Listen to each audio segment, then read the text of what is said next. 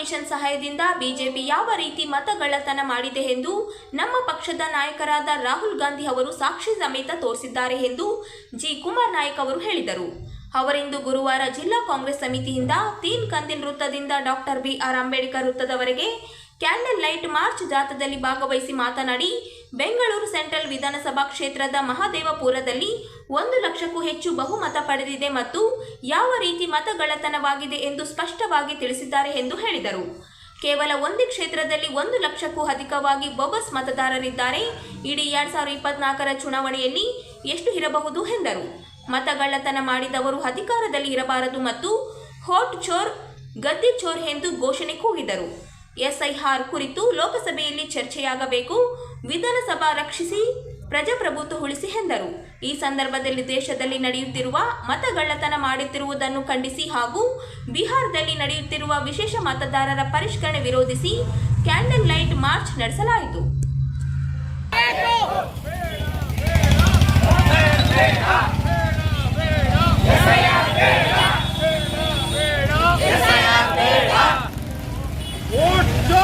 गद्दी चोर, वोट चोर, गद्दी चोर, वोट चोर, गद्दी चोर, वोट चोर, गद्दी चोर, वोट चोर, गद्दी चोर, वोट चोर, गद्दी चोर, वोट चोर, गद्दी चोर, वोट चोर, गद्दी चोर, वोट चोर, गद्दी चोर, वोट चोर, गद्दी चोर, गद्दी चोर, वोट चोर, गद्दी चोर, वोट चोर, गद्दी चोर, वोट चोर, गद्दी चोर, वोट चोर, गद्दी चोर, गद्दी चोर.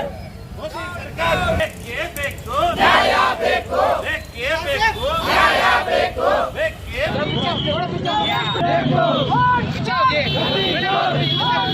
गद्दी चोर गद्दी चोर बेके वोट चोर गद्दी चोर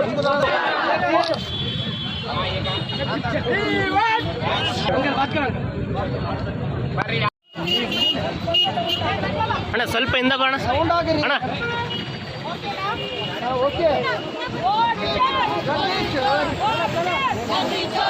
ಮಾನ್ಸೂನ್ ಅಧಿವೇಶನದಲ್ಲಿ ಲೋಕಸಭೆ ಮತ್ತು ರಾಜ್ಯಸಭೆ ಎರಡೂ ಕೂಡ ಗಲಾಟೆಯಲ್ಲಿ ಮುಳುಗಿರುವಂಥದ್ದು ನಿಮಗೆ ಗೊತ್ತಿದೆ. ಇದಕ್ಕೆ ಬಹಳ ಮುಖ್ಯವಾದಂಥ ಕಾರಣ ಏನು ಅಂತ ಹೇಳಿದರೆ, ಎಲೆಕ್ಷನ್ ಕಮಿಷನ್ನ ಸಹಕಾರದಿಂದ BJP ಮಾಡ್ತಿರುವಂಥ ಒಂದು ಮತಗಳ್ಳತನ ಮಾಡೋದನ್ನ ನಮ್ಮ ನಾಯಕರಾದಂಥ ರಾಹುಲ್ ಗಾಂಧಿ ಅವರು ಸಾಕ್ಷಿ ಸಮೇತ ಹಿಡಿದಿದ್ದಾರೆ. ಸಾಕ್ಷಿ ಸಮೇತ ಇಡೀ ದೇಶದ ಮುಂದೆ ಅವರು ಮತಗಳ್ಳತನ ಯಾವ ರೀತಿ ಮಾಡ್ತಾ ಇದ್ದಾರೆ ಅನ್ನೋದನ್ನ ಬಹಳ ಸ್ಪಷ್ಟವಾಗಿ ತೋರಿಸಿದ್ದಾರೆ. ಬ್ಯಾಂಗ್ಳೂರು ಸೆಂಟ್ರಲ್ ಕಾನ್ಸ್ಟಿಟ್ಯೂನ್ಸಿಯ ಮಹದೇವಪುರ ಮತದಾರರ ಕ್ಷೇತ್ರದಲ್ಲಿ ಯಾವ ರೀತಿ ಮೋಸ ಮಾಡಿದ್ದಾರೆ ಅನ್ನೋದನ್ನು ಬಹಳ ಸ್ಪಷ್ಟವಾಗಿ ತೋರಿಸ್ತಾ ಇದ್ದಾರೆ. 7 ಮತಕ್ಷೇತ್ರಗಳಲ್ಲಿ 85,000 ಲೀಡ್ ಇದ್ದಂಥ ಕಾಂಗ್ರೆಸ್ ಪಾರ್ಟಿಯನ್ನ ಒಂದೇ ಒಂದು ಮಹದೇವಪುರ ಕಾನ್ಸ್ಟಿಟ್ಯೂನ್ಸಿಯಲ್ಲಿ ಕ್ಷೇತ್ರದಲ್ಲಿ 1 ಲಕ್ಷಕ್ಕೂ ಹೆಚ್ಚು ಅವರಿಗೆ ಹೆಚ್ಚು ಬಹುಮತ ಬರ್ತದೆ ಎನ್ನುವುದನ್ನು ನಾವು ಕಂಡಿದ್ದೇವೆ. ಯಾಕೆ ಎನ್ನುವುದನ್ನ 6 ತಿಂಗಳ ಕಾಲ ಹೆಚ್ಚು ಕಾಲ ಕಾಂಗ್ರೆಸ್ ಪಾರ್ಟಿ ಒಂದೊಂದು ಮತವನ್ನು ಕೂಡ ಎಣಿಕೆ ಮಾಡಿದೆ. ಇದಕ್ಕೆ ವಿರುದ್ಧವಾಗಿ ಎಲೆಕ್ಷನ್ ಕಮಿಷನ್ನು ನಮಗೆ ಒಂದೂ ಚೂರ ಸಹಕಾರ ಕೊಡಲಿಲ್ಲ.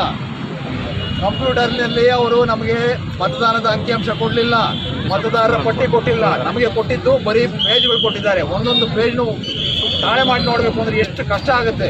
ರಾಹುಲ್ ಗಾಂಧಿ ಅವರು ಛಲ ಬಿಡದೆ ಅವರು ಇಡೀ 6 ತಿಂಗಳ ಕಾಲ ಶ್ರಮ ಹಾಕಿದ ನಂತರ ನಮ್ಗೆ ಇಷ್ಟು ವಿಷಯ ಗೊತ್ತಾಗಿದೆ. ಒಟ್ಟು 5 ಬೇರೆ ಬೇರೆ ರೀತಿಯಲ್ಲಿ ಅವರು ಯಾವ ರೀತಿ ಮತಗಳ್ಳತನ ಮಾಡ್ತಾ ಇದ್ದಾರೆ ಅನ್ನೋದನ್ನ ತೋರಿಸ್ಕೊಟ್ಟಿದ್ದಾರೆ.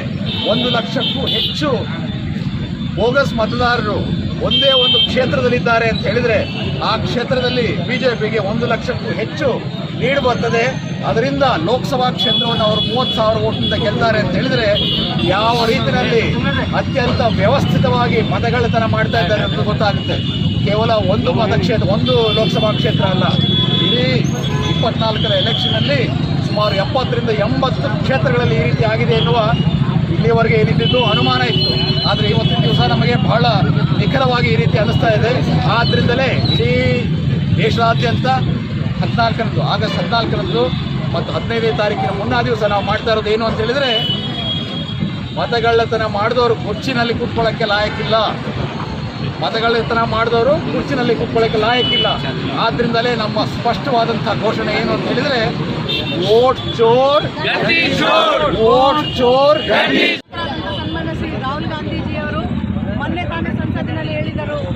ಮತ್ತು ಅವರಿಗೆ ಹೇಳಿದರು, ನೀನು ಬೆಂಕಿಯ ಜೊತೆ ಚಲನಾಟ ಆಡುತ್ತಿದ್ದೀಯಾ ಅಂತ ಹೇಳಿದರು. ಇದನ್ನೆಲ್ಲ ತೆಗಿತಾ ಇದ್ದೆ.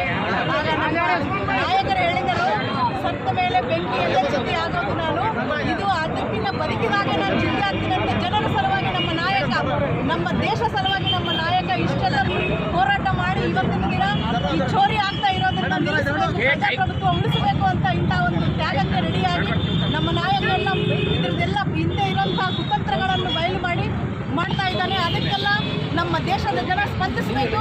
ನಾವೆಲ್ಲ ಈ ಚೋರಿ ಎಲ್ಲಿಂದ ಆಗ್ತಾ ಇದೆ ನಿಮಗೆಲ್ಲ ಲಿಂಕ್ ಕಳಿಸಿದ್ದಾರೆ. ಆ ಲಿಂಕಲ್ಲಿ ನಿಮಗೆ ಯಾವ ಬೂತಲ್ಲಿ ಚೋರಿ ಆಗಿದೆ, ಯಾವ ಬೂತ್ ಮಟ್ಟದಿಂದ ನಿಮಗೆ ಕಳ್ತನ ಅನಿಸ್ತಾ ಇದೆ, ಅದನ್ನ ಲಿಂಕಲ್ಲಿ ನೀವು ಅಪ್ಲೋಡ್ ಮಾಡಿನೂ ಡೈರೆಕ್ಟ್ ರಾಹುಲ್ ಗಾಂಧಿಗೆ ಹೋಗುತ್ತೆ. ಇವಾಗ ಎಲ್ಲರಿಗೂ ವೋಟ್ ಅಂದರೆ ಒಂದು ನಮ್ಮ ದೇಶದ ಒಂದು ಶಕ್ತಿ, ಆ ಶಕ್ತಿಯನ್ನು ನಿಮ್ಮ ಶಕ್ತಿ ನಿಮಗೆ ಕೊಡುವ